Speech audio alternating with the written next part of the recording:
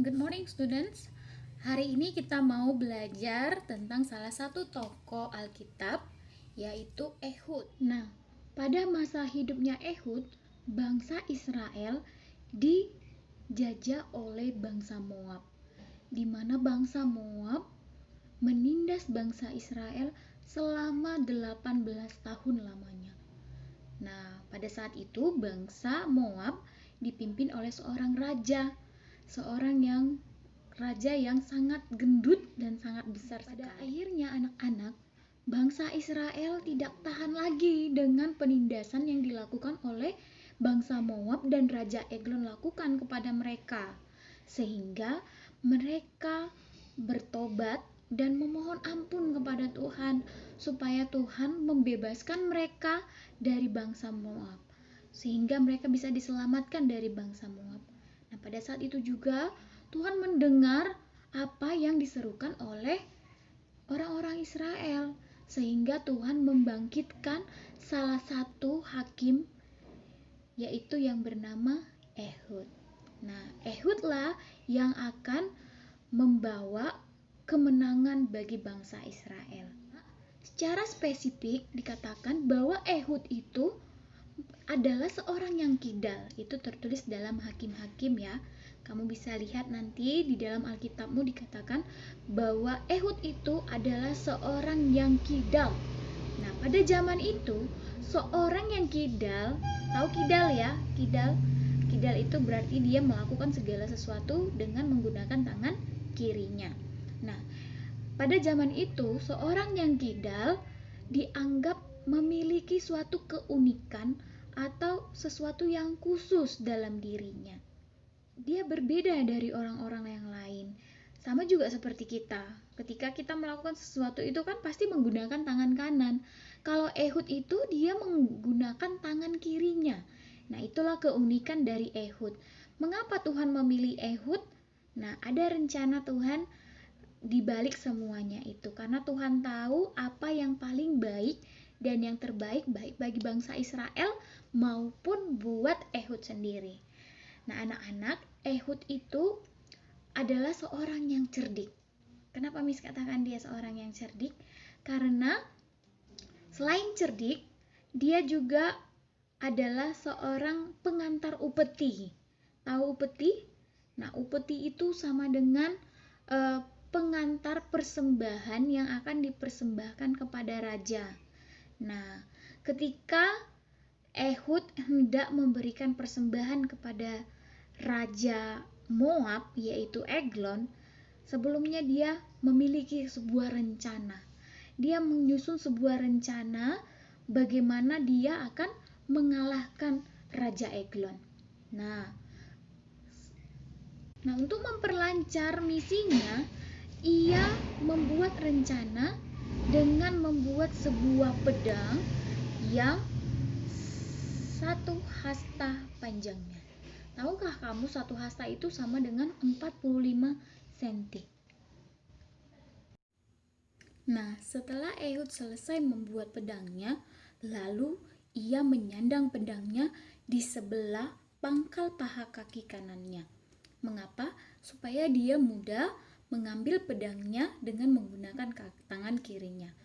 Kalaulah itu prajurit biasa, dia pasti membuat pedangnya itu di pangkal paha di sebelah kiri karena dia menggunakan tangan kanan. Nah, sedangkan Ehud dia menaruh pedangnya di sebelah pangkal pahanya yang sebelah kanan. Itulah keunikan Ehud. Nah, kemudian Ehud membawa beberapa orang untuk membawa upeti kepada Raja Eglon. Nah, sesampainya mereka di tempat Raja Eglon, mereka mempersembahkan upeti itu kepada Raja Eglon. Lalu beberapa yang lain mereka pergi pamit meninggalkan Raja Eglon dan Ehud. Nah, tetapi kemudian Ehud kembali lagi menjumpai Raja Eglon. Dia menyampaikan kepada Raja Eglon bahwasanya dia memiliki pesan rahasia dari Tuhan.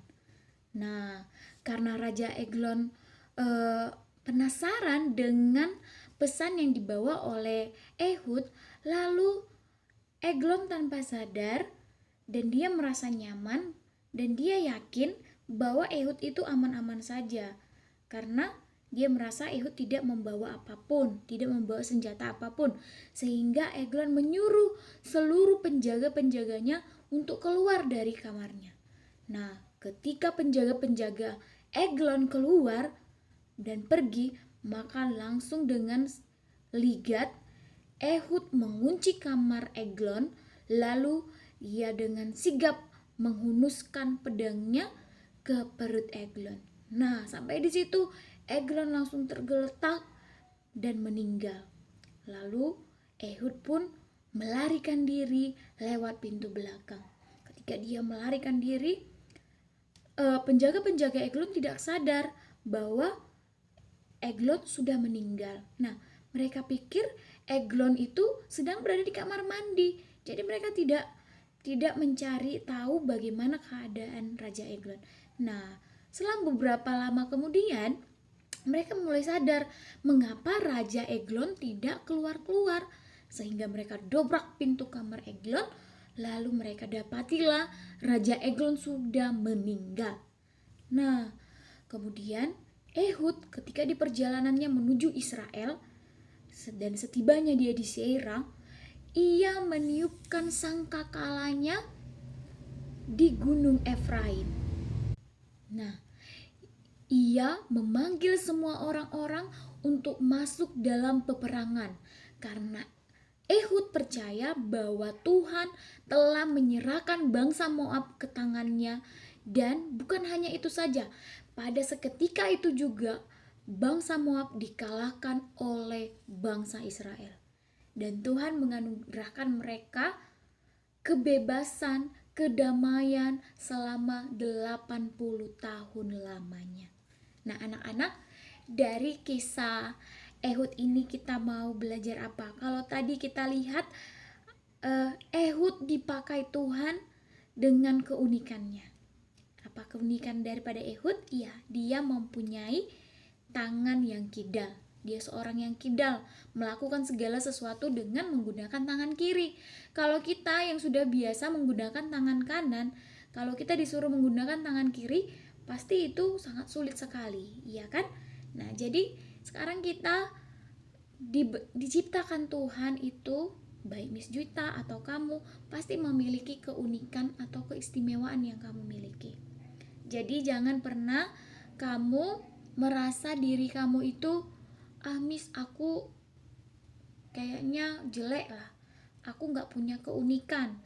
Tidak ya, semua manusia itu memiliki keunikannya masing-masing. Maka dari itu kita harus bersyukur kepada Tuhan. Jangan katakan, Tuhan, kenapa aku gak seperti temanku? Jangan, tapi mari kita mau katakan sama Tuhan, Tuhan, terima kasih atas keunikan, keistimewaan yang Tuhan berikan kepadaku. Ada banyak macam keistimewaan ya, ada banyak macam keunikan kita, baik itu dari. Nah, jadi anak-anak, mari kita belajar dari Ehud.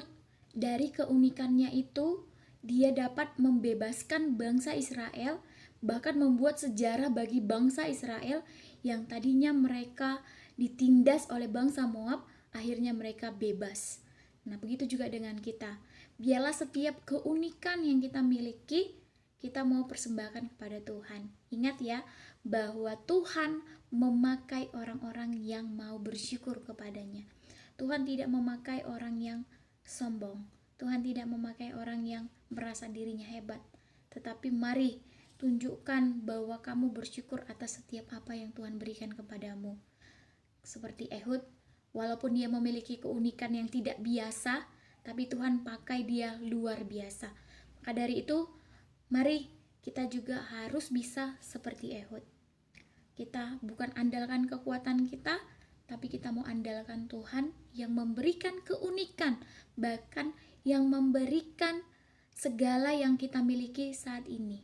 Mari kita bersyukur. Oke, yang pertama kita mau belajar apa dari pelajaran hari ini? Oke, yang pertama, apa yang mau kita pelajari dari sini? Bahwa ingat, yang pertama, Allah memakai siapa saja untuk menjalankan misinya. Tuhan tidak pandang-pandang, oh mau dia orang kaya, orang miskin, mau dia tidak punya tangan, tidak punya kaki. Tidak ya, Tuhan memakai siapa saja untuk mempermuliakan dirinya, untuk menjalankan misinya. Yang kedua, Allah mau memakai orang-orang yang mau menggunakan keunikannya. Jadi jangan bilang, Miss, aku nggak ada keunikan, aku tidak ada keistimewaan. Tidak, semua manusia yang diciptakan oleh Allah yang serupa dan segambar dengan Dia pasti memiliki keunikan dan keistimewaannya masing-masing. Dan yang ketiga, kita mau belajar apa? Yang ketiga, kita mau belajar bersyukur. Ya, bersyukur atas apa yang sudah Tuhan berikan kepada kita. Oke? Demikian pembelajaran kita hari ini. Biarlah apa yang kita miliki, apa keistimewaan yang kita miliki, keunikan yang kita miliki, bahkan apa yang ada pada kita saat ini, kita mau syukuri sepenuhnya kepada Tuhan. Biarlah Tuhan yang memakai kita menjadi anak-anak yang mempermuliakan namanya. Shalom.